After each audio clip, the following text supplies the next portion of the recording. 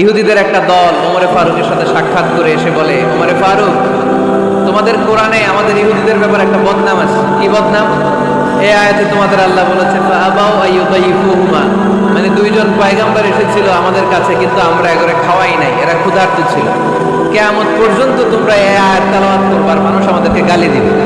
তো গালাগালির দরকার নাই, চলো একটা মিউচুয়ালে যাই, বেশি কিছু করা লাগবে না। এই ফাআবাউ আইয়ুদাইফুহুমার আবাউর যে বায়ের নোক্তাটা, এইটা সরাই দিয়ে তুমি উপরে দুইটা নোক্তা দিয়ে বারে তা বানায় দিবে, তাহলে অর্থ হবে ফাআতাউ আইয়ুদাইফুহুমা, মানে দুই নবী আসছে আর ইহুদিরা তা করে খাওয়াইছে।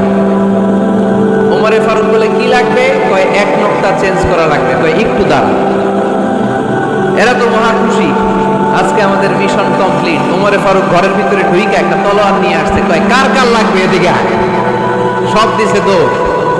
সুবহানাল্লাহ কইবেন না?